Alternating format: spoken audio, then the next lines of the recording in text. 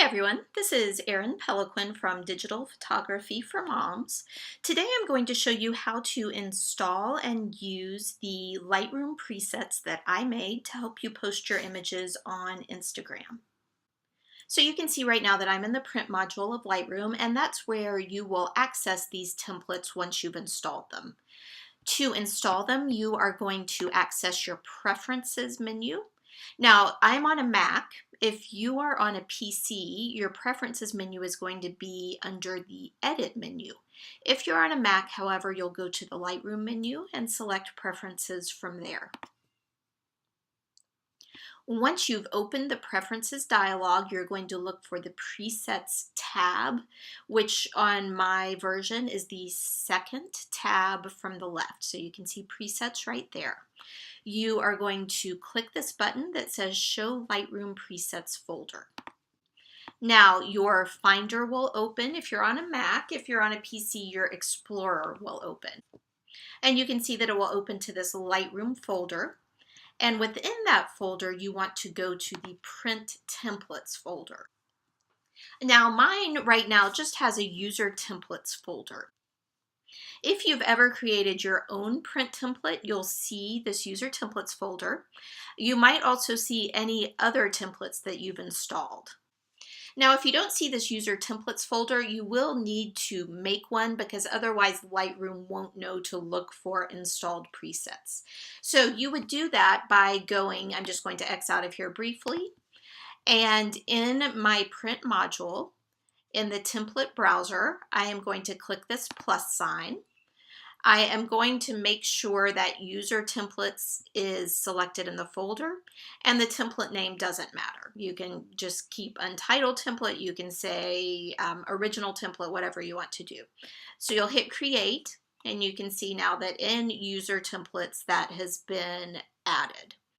So now you can go back to your Preferences, show the Presets folder again, navigate to Print Templates, and if you didn't have User Templates there before, you will now.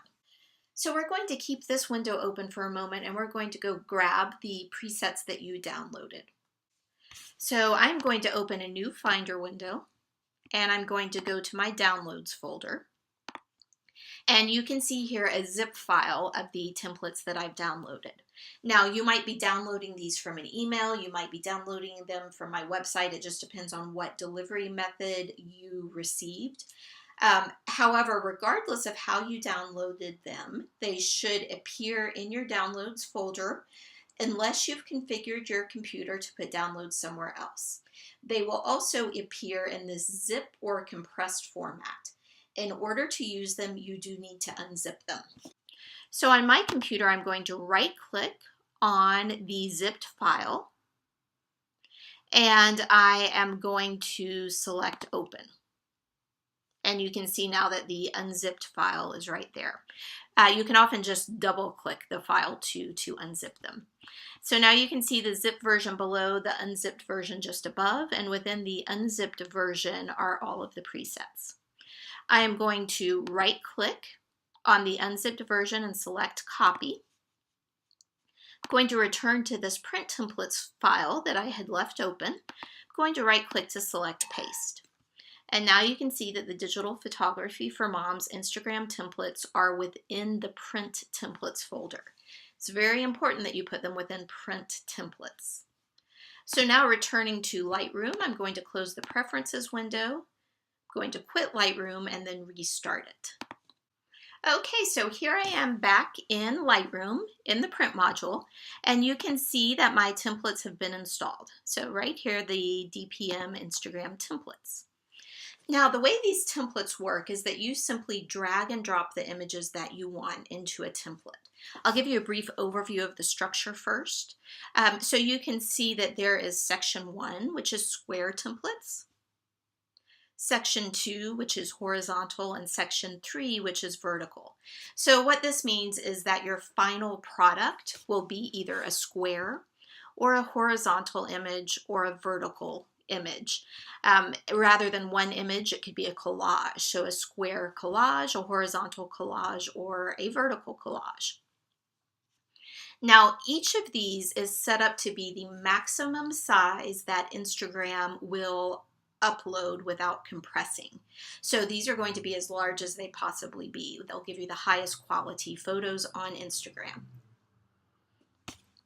Now, please note that if you click on square templates or any of these with the dashes on either side of the name, nothing is going to happen. These are just placeholders to give you organizational structure into your preset list. So I'm going to click on one square, and this is the traditional Instagram look. I can click and drag a photo from there right into the template. Now, if you're going to be using a collage like the 4 square, you do need to have all of the photos that you want to be added in your film strip down here. So you'll want to be in a folder that contains all of the photos, or maybe you want to create a Lightroom collection that contains the folders that you want to send to Instagram. So you can see you simply drag and drop the images over your template. Now, most of these templates will crop the photos. So for instance, this photo right here, the first one I added, you can see that it's not really a square. So when you put it into a square slot, you're going to have to lose some space off of the sides. However, if you hold down your Control or Command button, you can move the image around within the frame. So that way you can kind of control how it's cropped. Now let's go to the one large and one small square. So you can see that I'll do this and I'll do this. Now note how as I'm dragging, the outline of the slot turns yellow. If you don't see that yellow highlight, it's not going to work. So if for some reason your slot is not highlighting itself as yellow, go ahead and click on it just to activate it and then drag. So you definitely want it to be yellow as you're dragging. That kind of tells you this is where this photo is going. Now I'm going to move down here to the vertical section since I just mentioned how images crop. So normally when you upload a vertical photo to Instagram, it's going to look something like this. You can see that the top of her head and her bottom shirt button are being cropped off there. So there is a preset in here called the vertical 4x6 with white edges. This allows you to get your entire 4x6 from top to bottom into Instagram. Now, the flip side of that is that you have to have these edges. Otherwise, the shape won't be right to work with Instagram sizes. Now, you can change the color of those edges if you'd like by scrolling over here to your page panel, and you've got this page background color. You can click on the box. You can select a gray or a black. You can also click on this right side to get into kind of the colors. You can select any color you want, and you can even match it by clicking and dragging to a color in your photo. So you've got lots of options there for changing the background. Now in most cases, Instagram is going to be white. So if you want it to be as invisible as possible, Instagram's background is going to be white. So selecting the white page background color is going to make this look most natural. Now I've also included the 4x6 that will crop. In the vertical templates, I've got 2 horizontal photos. I've got 3 horizontal photos and then 2 vertical ones. Let me go back up to these horizontal templates. You can do one 4x6. This doesn't crop your 4x6s, and that's the way it works on Instagram. We've got 4 horizontal and 3 vertical as well. Now I didn't show you all of the square options, but there are lots of different patterns that you can upload your photos into that traditional Instagram square. Now I have switched photos that I'm looking at here. I want to show you another issue that you need to be aware of when you are uploading your images to Instagram. I am going to start with the one large horizontal here. I'm going to click and drag this, actually I'm going to click and drag this photo into my template. Now this one looks really good, the eyes are perfectly crisp. Depending on the speed of your computer, it can take a while for you to get that crisp look. So if it looks pixelated after you drag or a little fuzzy, just give it some time and it will kind of click into place immediately. So you'll notice this especially in photos of portraits or product photography or whatever it is. If they look fuzzy or pixelated, just give them a minute. So now that you know how to use the templates, the basics, I'm going to show you a couple of tweaks and then how to export the collages. So there are lots of things you can do over here on the right. You can, for instance, add an inner stroke. And you can see that that kind of adds an outline around your photos. You can change the color of it to black or white. You can change it to colors. You can match part of your image just like we did before. You can also change the width of this stroke. You can also turn off that inner stroke. You can use a photo border.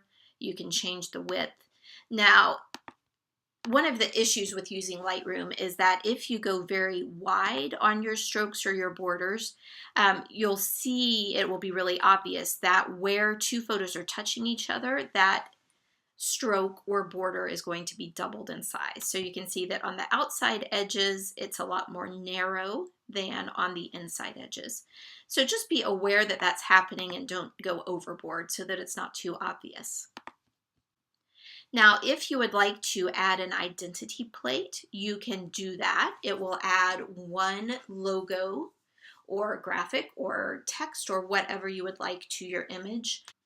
So you can see I've got my logo here, and that's actually pulling from this identity plate at the top left-hand corner of Lightroom. You can edit it right here by clicking on this arrow at the lower right-hand corner and then going to edit. Now there is a watermarking feature, so I can turn that on. I can navigate to my watermark, but you'll see that what that does is it puts it on every photo in your collage. So that's not really helpful. Really, the identity plate is kind of more useful. Now, scrolling down here to the print job, we're getting ready to export the file. There are a couple of things that you want to check for. First off, you want to print to a JPEG. Otherwise, this is going to try to print it to your home printer. So make sure that JPEG is selected. If you'd like to sharpen, you can see that on my screen right here, standard is selected, but you can add high or low print sharpening. And what this print sharpening does is it adds sharpening over and above what you might have added in the develop module, and it is customized to the way that you are outputting your image. So matte photos, if you were to print on matte paper, take more sharpening, and glossy takes less. So you could select matte and high, for instance, for the highest amount of sharpening possible. You'll want your JPEG quality to be at 100. And you're going to just ignore the custom file dimensions here. I've already done that for you. Make sure that your color management profile is set to sRGB. And that should be all you need to do. You can ignore down here adding brightness or contrast unless you get to this point and think that your images need more brightness or contrast. So really this print adjustment is just for your paper prints. So I'm going to go ahead and turn that off, and then I'm going to select print to file. So you can see that this print to file dialog box is just like any other save dialog that you might have encountered. I always export my images for Instagram to the same photo. That makes it easier for me to upload them to Lightroom. So I have selected photos for Instagram.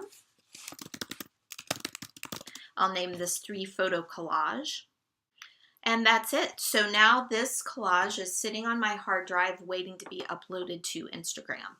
Now, if you want to see how I do that using Lightroom and syncing Lightroom to my phone, I will show you that in the next video.